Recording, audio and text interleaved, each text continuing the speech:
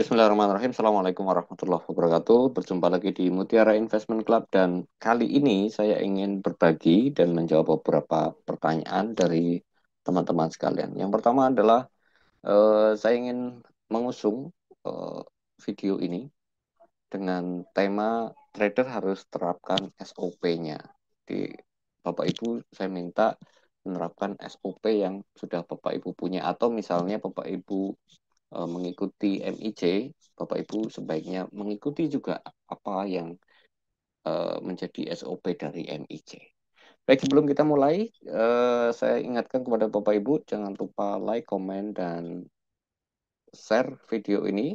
Dan bagi Bapak Ibu yang belum subscribe, silahkan subscribe terlebih dahulu untuk bisa mendukung channel ini berkembang uh, ke depannya. Ya. Jadi mudah saja untuk mendukung channel ini, untuk memberikan manfaat kepada sesama, silahkan like, komen, dan share, termasuk subscribe dan aktifkan lonceng notifikasinya. Baik, oke kita lanjut ke inti bahasannya. Jadi ada beberapa pertanyaan, mengapa MIC tidak upload video selama 2 minggu? Jadi memang selama 2 minggu ya, mulai dari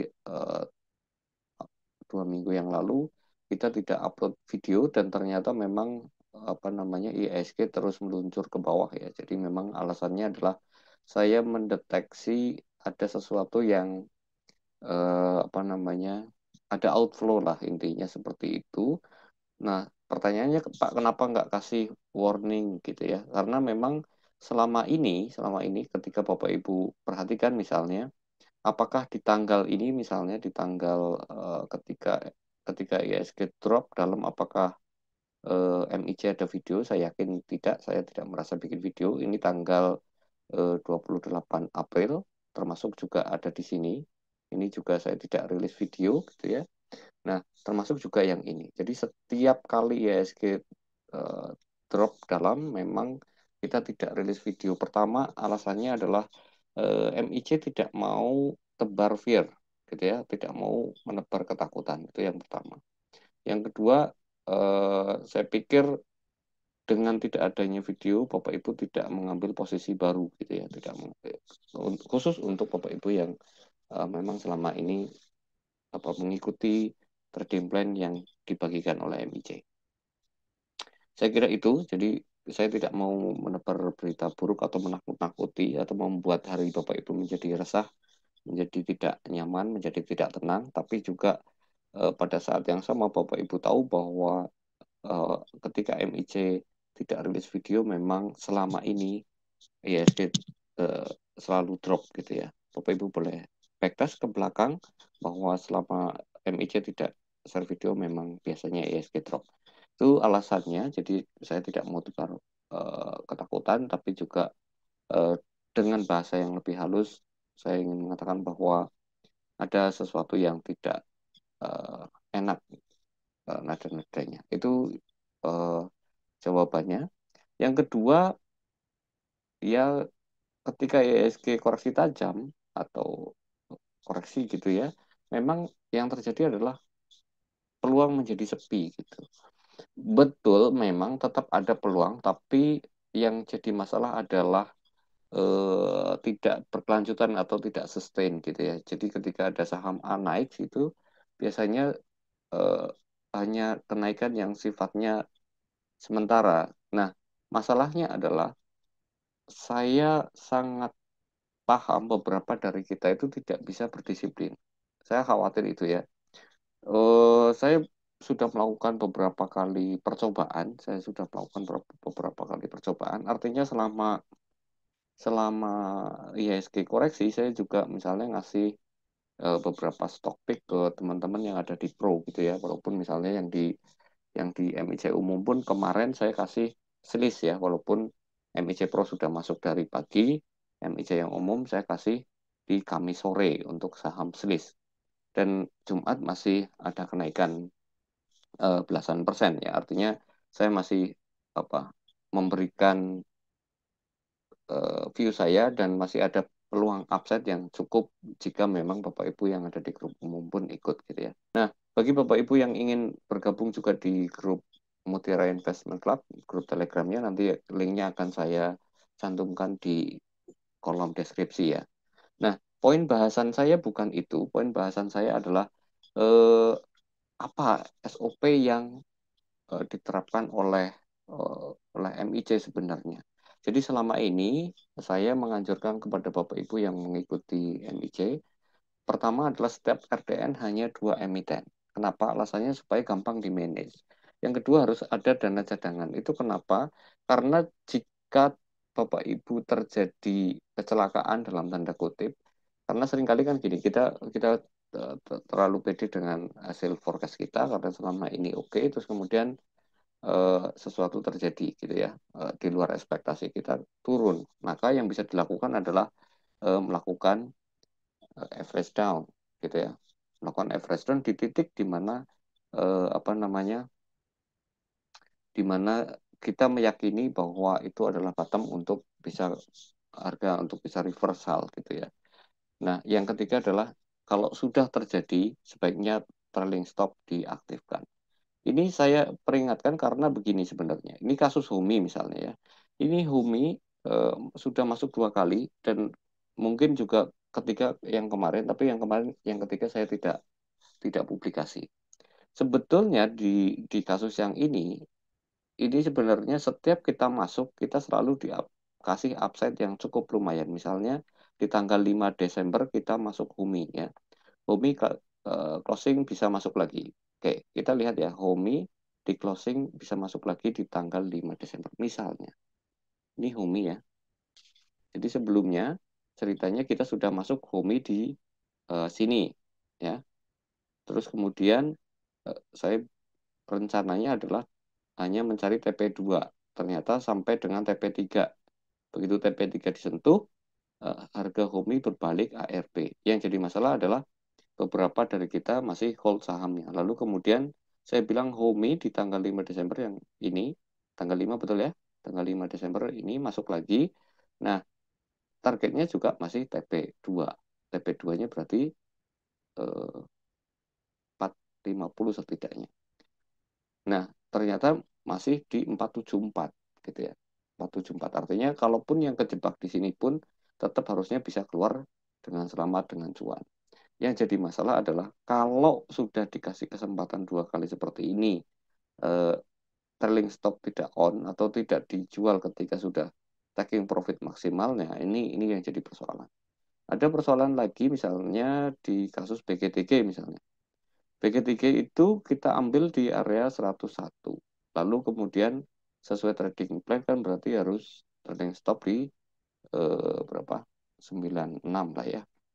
Nah, ketika BGTG menyentuh ini tanggal 11 Desember saya peringatkan berarti BGTG bisa diambil lagi 88 sampai dengan 90. Mari kita lihat BGTG seperti apa. BGTG ya. BGTG seperti apa? Nah, ini dia BGTG-nya. Oke. Ini 88 apakah dikasih?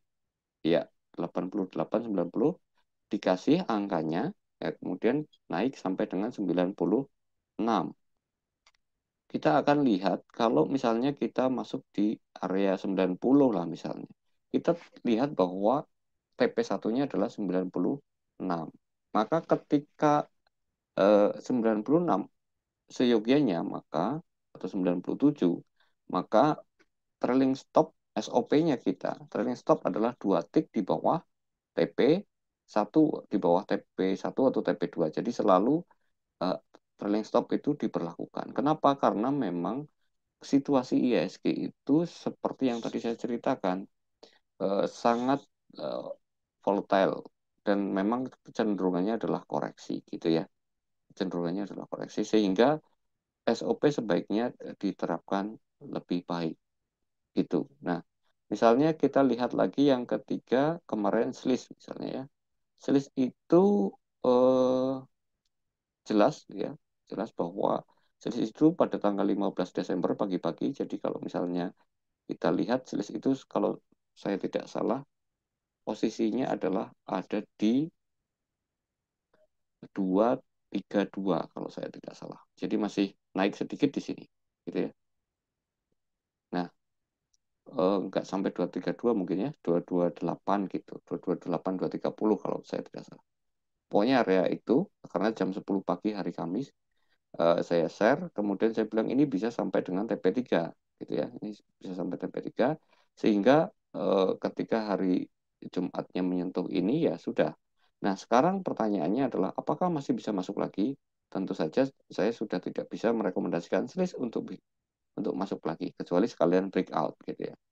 Oke, tapi memang breakout kan bukan gaya kita. Jadi lebih baik yang perlu dilakukan adalah lebih baik menunggu retrace lagi di barangkali di 232.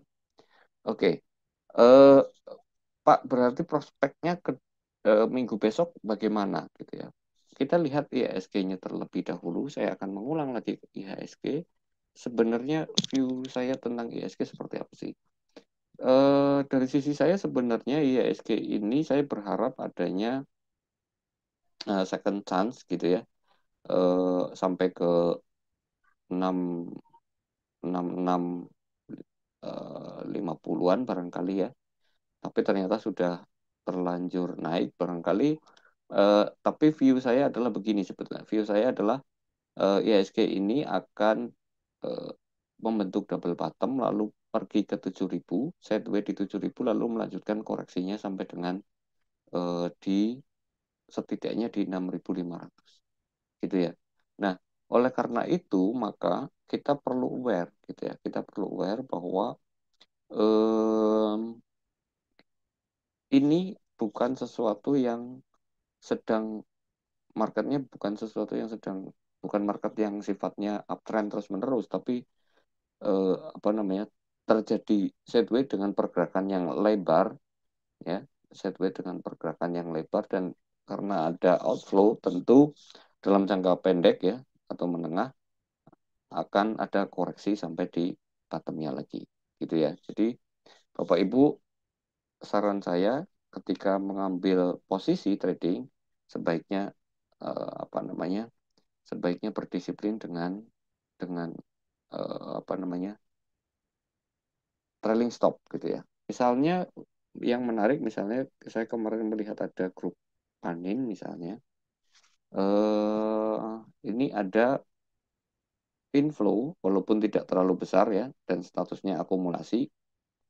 Nah, jadi sebenarnya saya masih berharap bahwa isu akuisisi PNBN itu masih berlanjut sehingga ketika isu itu benar, misalnya PNBN akan diakuisisi dengan nilai book value 1,8 kali atau sampai 2 kali PBV, maka harganya sekitar 3.500-an gitu ya. Karena PBV sekarang sekitar 0,9 kali. Tapi tentu saja kita perlu memperhatikan apa namanya inflow. Kita perlu memperhatikan inventory sekali lagi karena kita dagang saham. Tentu yang kita perhatikan adalah inventory sahamnya. Nah, kalau kemudian eh, kalau digunakan dalam trading jangka pendek bisa jadi ini hanya sampai di 18.30 bisa jadi 18.30 masih sideways baru kemudian naik ke atas. Dengan resiko kalau dia breakdown dari berapa 16.80 maka kita harus sebaiknya trailing stop. Lebih baik kita ngambil lagi di 15.10 daripada kita membiarkan angkanya terus ke bawah, kecuali Bapak Ibu hanya meninggalkan lot di sini lalu kemudian berpikir kalau misalnya ini terjadi apa namanya rounding bottom tinggal average up, kalau misalnya breakdown berarti ngambil di 15.10. Nah ini kan strategi yang tidak bisa saya paksakan. Yang penting Bapak Ibu bersetia dengan strategi yang ini ya. Jadi poin 1 dan 2 tidak bisa ditawar, bahwa setiap RDN hanya 2 emiten dan selalu ada dana cadangan untuk bisa melakukan apa namanya uh, recovery gitu, untuk bisa melakukan recovery minimal ketika kita keluar paling buruk adalah BEP. Jadi kira-kira seperti itu. Ini saya menyebut PNPN sebagai contoh kasus saja ya. Jadi bukan untuk apa namanya besok langsung di HK gitu ya. Walaupun secara matematis memang ada entitas tertentu yang terus melakukan akumulasi terus-menerus. Gitu ya. Saya kira itu video yang pengen saya sampaikan kepada Bapak Ibu. Jadi mudah-mudahan Bapak Ibu bisa melihat peluang. Saya dan Bapak Ibu semua bisa melihat peluang ke depannya. Salam cuan, salam sehat selalu. Saya akhiri. Wassalamualaikum warahmatullahi wabarakatuh.